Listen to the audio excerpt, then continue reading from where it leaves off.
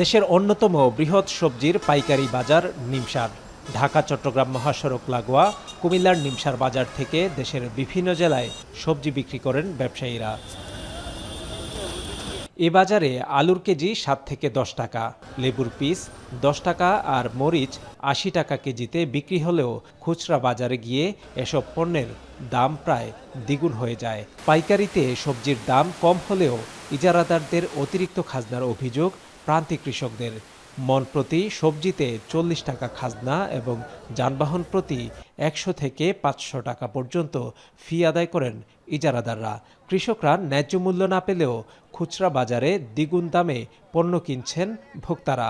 খাজনা আছে, গাড়ি ভাড়া আছে, আবার মাল কিনলে গাড়ি মধ্যে ফুরাইলে খাজনা 120 টাকা করে গাড়ি, এই জন্য দাম বাড়া বেতন লাগে। যেহেতু আমরা তো আলু বেচতেছি 9 টাকা 10 টাকা কেজি, তো এই হিসাবে আমরা খাজনা দিয়া গাড়ি ভাড়া দেওয়া পড়তায় পড়ে না। এখন আলু আনলে 100 টাকা খাজনা লাগে, কারণ খাজনা দল লাগে আইতে যাতায়াত তুইলা ক্ষেত্রে আনো, মুনি দিয়ে আনো, পোলা বইয়া আনো, তো আমরা তো ভিক্ষা ছাড়া উপায় নেই। আপনার এক মূল মাল মাপলে আমরা 50 টাকা নেই স্কেলের টাকা, আর এমনি শতকরা 10 টাকা হলো খাজনা। আমরা এই পরিস্থিতি চলতেছে।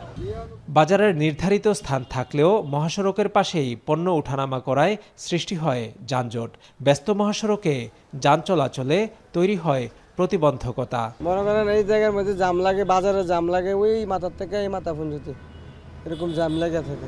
দূরের গাড়ি জ্যামে পরে, জ্যামটা ক্লিয়ার করলে যাত্রীরা ভোগান্তিতে একটু কম হবে, গাড়িওয়ালারা একটু রিল্যাক্সে গাড়ি চালাতে পারবে, এটাই আর কি। আমরা চাই যে গাড়িগুলা যার যার নিয়ন্ত্রণ জায়গায় থাক, এবং কি এই গাড়িগুলো তারা নির্দিষ্ট জায়গায় পার্কিং করে এবং বসে, আমরা এই আশা করি আর কি।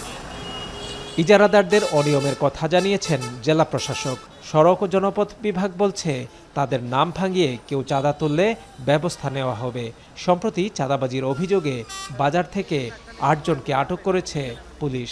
এইখানে যে মিসইউজটা যদি হয়ে থাকে কোনোভাবে, যে যারা লিজ নিয়েছে এবং টোল আদায়, অতিরিক্ত টোল আদায় হয়েছে, সে বিষয়টা আমরা আরও মনিটর করব। এবং আমি সংশ্লিষ্ট কর্তৃপক্ষ, বিশেষ করে নিমসার বাজার যেহেতু বুড়িচং উপজেলা পরিষদ থেকে দেওয়া হয়, এটা ইউনো সাহেব দেখভাল করেন, আমি তাকে ইতিমধ্যে বলেছি যে সেখানে তাকে যেতে, এবং সে যাবে ওখানে এবং এটা আরও বেশি মনিটর করবে। কোনো ব্যত্যয় হলে তার জন্য আবার আইন প্রয়োগ হবেই। মধ্যস্বত্বভোগীদের প্রভাবে খুচরা বাজারে বাড়ছে পণ্যের দাম। সে কারণে তদারকি জোরদারের দাবি ভোক্তাদের। খালেদ সাইফুল্লাহ, এখন কুমিল্লা।